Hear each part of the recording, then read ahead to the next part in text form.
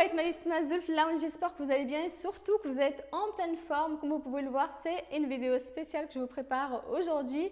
Cette tenue, elle vient tout droit du sud du Maroc, plus précisément de Tiznit. D'ailleurs, j'en profite pour remercier ma mère de m'avoir acheté cette tenue pour mon mariage. Et dans cette vidéo, je vais vous proposer Ftour spécial Amazigh. Donc vous allez découvrir de nombreuses recettes qui sont très faciles et surtout qui sont vraiment très bonnes pour la santé, comme par exemple le couscous à base de semoule d'orge.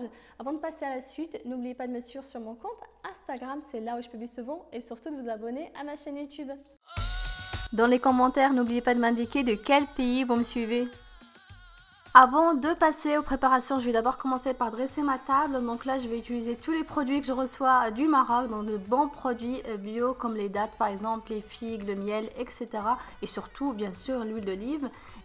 L'huile d'olive que vous voyez ici est tellement douce, c'est pour ça que je ne cuisine pas avec. On la consomme seulement avec du bon pain fait maison. Je n'ai pas encore de vaisselle ni de décoration Amazigh, mais j'ai vraiment hâte d'en acheter. Pas du tapis berbère pour le moment, c'est pour ça que je vais utiliser les poufs de mes enfants, donc je vais les mettre tout autour de la table.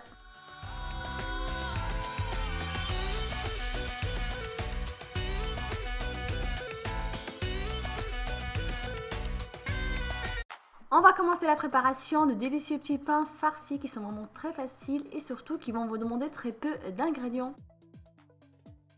Dans un saladier, il faut verser 40 centilitres d'eau tiède, 2 cuillères à soupe de sucre, 2 cuillères à soupe de levure boulangère sèche. Je mélange et je laisse diluer la levure pendant environ 10 minutes. Ensuite, j'incorpore 200 g de farine. Donc là, j'ai utilisé la farine type 45 avec 400 g de semoule extra fine. Du sel, donc là j'ai mis 2 cuillères à café de sel. Maintenant je vais pétrir ma pâte pendant au moins 10 minutes. Il faut obtenir une pâte bien travaillée, bien lisse et un petit peu molle. Vous pouvez très bien utiliser votre robot. Voilà la pâte que vous devez obtenir, donc une pâte bien travaillée et surtout une pâte bien lisse. Il ne vous reste plus qu'à la laisser reposer pendant environ 30 minutes. N'oubliez pas de mettre un petit peu de semoule extra fine dans votre saladier.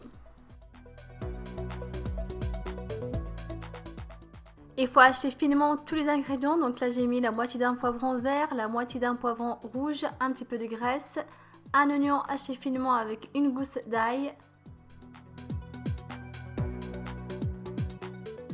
Je rajoute quelques cuillères à café de sauce piquante maison qui est vraiment très bonne. J'ai hâte de publier la recette de cette sauce. Du sel, du poivre. Je récupère ma pâte après 30 minutes et je vais la dégazer sur un plan de travail. Bien sûr, n'oubliez pas de mettre un petit peu de semoule extra fine.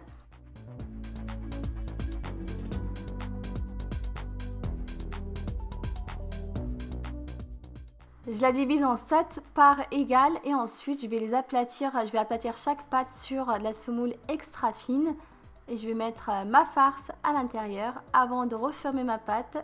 Et ensuite, il ne vous reste plus qu'à les étaler. Il faut obtenir une pâte un petit peu fine.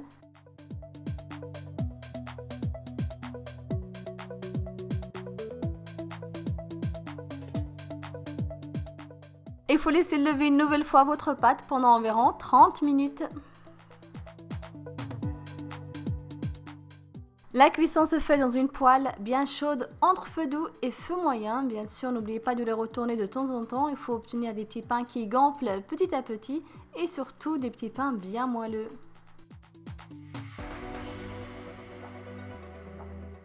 Voilà, les petits pains sont prêts. En tout cas, ça sent vraiment très bon. Ils sont bien gonflés et surtout bien moelleux.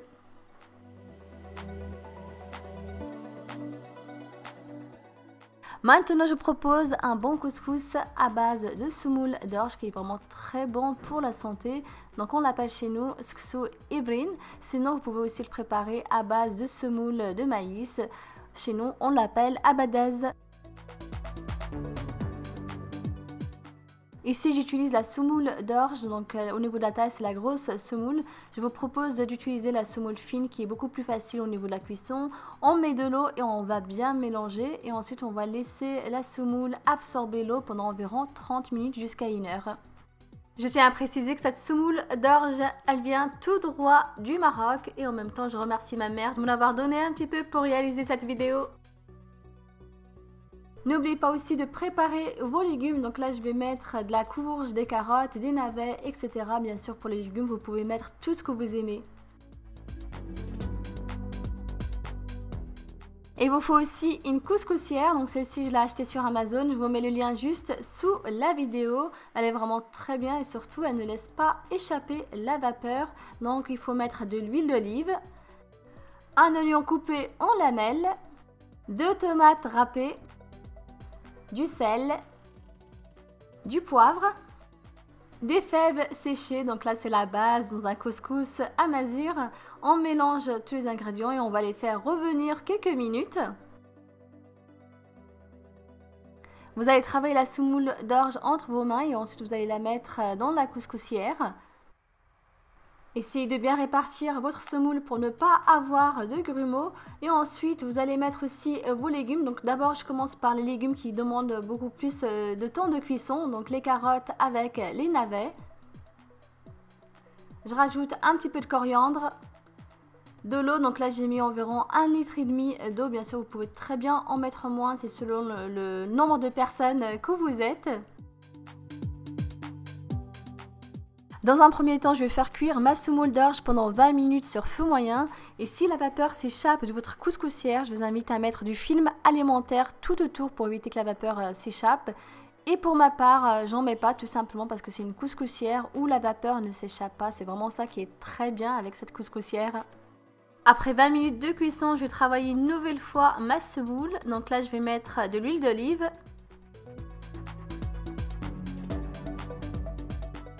N'oubliez pas de travailler la semoule entre vos mains pour faire incorporer l'huile à la semoule d'orge.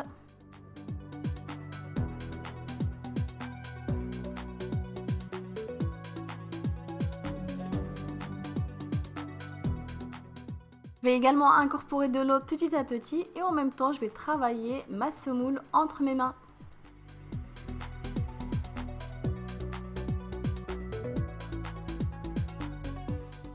Je remets à cuire ma semoule une nouvelle fois pendant environ 20 minutes. Pour la troisième fois, je vais travailler encore ma semoule. Donc là, je rajoute du sel et bien sûr, je vais la travailler entre mes mains et en même temps, je vais incorporer de l'eau.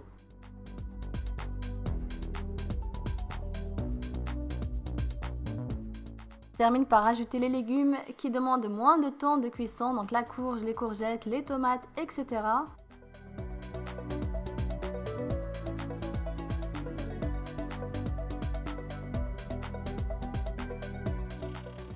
Et je fais cuire une dernière fois la semoule pendant 20 minutes. Voilà, c'est prêt, il ne me reste plus qu'à dresser mon couscous. Le couscous à base d'orge et de légumes, généralement on le sert avec haro, donc qui est tout simplement du lait fermenté ou leben en arabe. Chez nous, la préparation de la soupe est vraiment très rapide et surtout très bonne pour la santé. Donc je vous propose askif à base de semoule d'orge.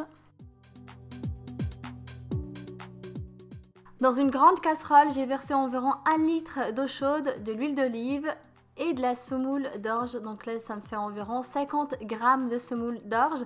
On mélange tous les ingrédients ensemble. Bien sûr, n'oubliez pas de mettre un petit peu de sel. Et on va laisser cuire la semoule environ 40 minutes. Bien sûr, c'est selon l'épaisseur de votre semoule. Comme j'ai utilisé de la grosse semoule, bien sûr, elle me demande plus de temps de cuisson. La soupe est prête quand celle-ci est plus épaisse. Donc comme ça, c'est vraiment très très bon pour la santé. Je vous invite vraiment à la refaire à la maison. N'oubliez pas de la servir avec un petit peu d'huile d'olive et un petit peu de cumin. Voilà un dessert aussi qui me rappelle mon enfance, donc c'est les oranges coupées en rondelles. On rajoute un petit peu de sucre, c'est facultatif, quelques feuilles de menthe et bien sûr de la cannelle. Il ne vous reste plus qu'à le réserver au frais quelques heures.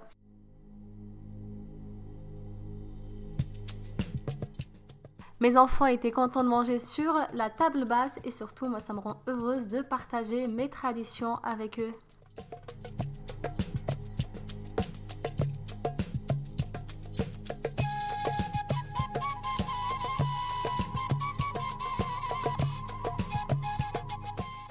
N'oubliez pas de me suivre sur mon compte Instagram et aussi sur ma chaîne YouTube. J'ai hâte de vous lire. Prenez bien soin de vous. À bientôt.